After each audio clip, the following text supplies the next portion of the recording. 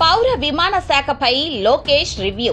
రామ్మోహన్ నాయుడికి అవమానం. టీడీపీలో బీసీలను ఎదగనివ్వని తండ్రి కొడుకులు. రామ్మోహన్ పరువు తీసేయడంలో లోకేష్ సక్సెస్. కొలికపూడి కేసినేని విషయంలో పల్లాను జీరో చేసిన చంద్రబాబు.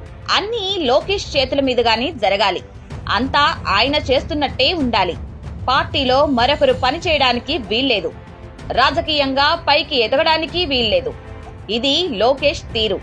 మరి ముఖ్యంగా టీడీపీలో బీసీ నేతలు ఎవరైనా ఎదుగుతుంటే చూడలేని మెంటాలిటీ నారా లోకేష్ ది కాదా అని ప్రశ్నిస్తున్నారు బీసీవై పార్టీ అధినేత బోడే రామచంద్ర యాదవ్. ఇందుకు కొన్ని సాక్ష్యాలు కూడా చూపుతున్నారు. కింజరపు రామ్మోహన్ నాయుడుకి కేంద్ర కేబినెట్ లో మంచి పేరు. తెలుగు, ఇంగ్లీష్, ముఖ్యంగా హిందీలో దంచి కొడతారు. నార్త్ ఇండియన్ పొలిటీషియన్స్ కూడా మాట్లాడలేనంత వాగ్ధాటితో హిందీలో అదరగొట్టేస్తారు. ఒక ఉత్తరాంధ్ర పొలిటీషియన్ ఇలా మాట్లాడగలరా అని తెలుగు జాతి మొత్తం ఆశ్చర్యపోయి చూస్తుంటుంది. అలాంటి రామ్మోహన్ నాయుడు తనకంటే బాగా పనిచేయడానికి వీల్లేదనే మనస్తత్వంతో ఉన్నారు నారా లోకేష్.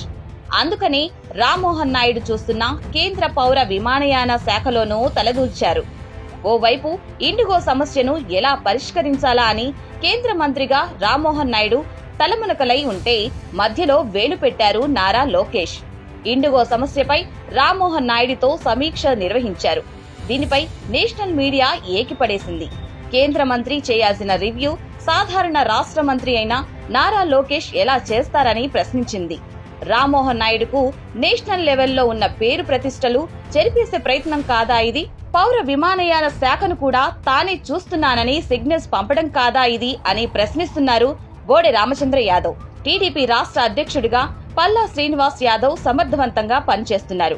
కొలికపూడి కేసినేని సమస్య వచ్చినప్పుడు దాదాపుగా పరిష్కరించేంత వరకు వచ్చారు. కానీ అధిష్టానం కలగజేసుకుంది. అప్పటికే ముఖ్యమంత్రి చంద్రబాబు దుబాయ్లో ఉన్నారు. తాను వచ్చాక చూసుకుంటా అప్పటి వరకు సైలెంట్ గా ఉండాలని హుకుం జారీ చేశారు. అలాంటప్పుడు టీడీపీ రాష్ట్ర అధ్యక్ష పదవి కేవలం అలంకారం కోసమా?